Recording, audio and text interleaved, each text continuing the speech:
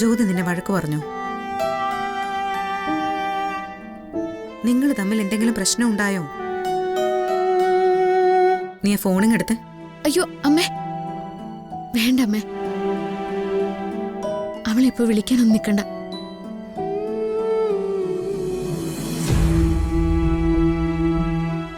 അവക്കും എന്നെ മനസ്സിലാവാണ്ടായി തുടങ്ങിയമ്മേ. മോളെ, തെറ്റാണ് ഞാൻ ചെയ്തത്. അവളെക്കാളും അധികം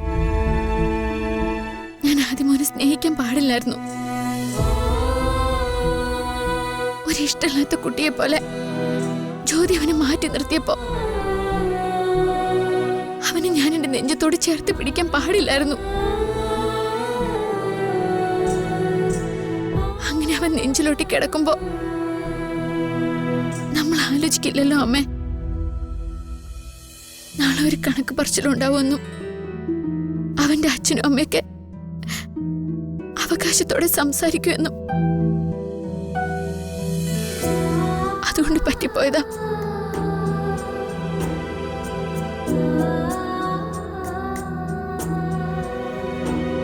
അതൊന്നും സാരമില്ല മോളെ. ചില കാര്യങ്ങൾ ചില നേരത്ത് നമ്മളോട് പോലും അനുവാദം ചോദിക്കാതെ നമ്മളുടെ കയ്യിൽ നിന്നങ്ങ് ഇറങ്ങിപ്പോവും. നമ്മളത് പുറത്തേ പറ്റൂ, ഉൾക്കൊണ്ടേ പറ്റൂ.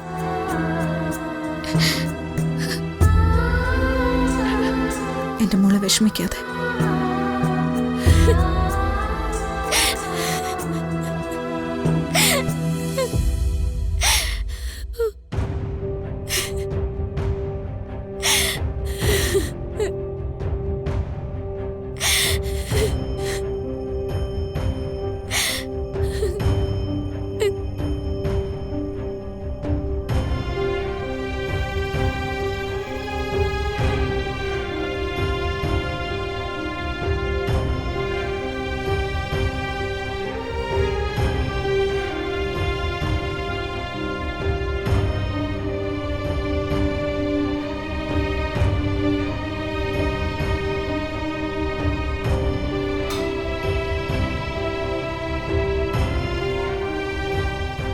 ഞാൻ കഴിച്ചോളാം അച്ഛാ.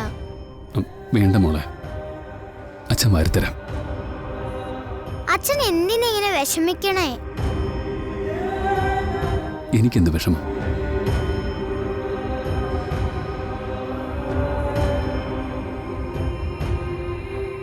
നാളെ ഞാൻ വീണാമ്മയുടെ കൂടെ പോകുന്ന ആലോചിച്ചിട്ടാണോ?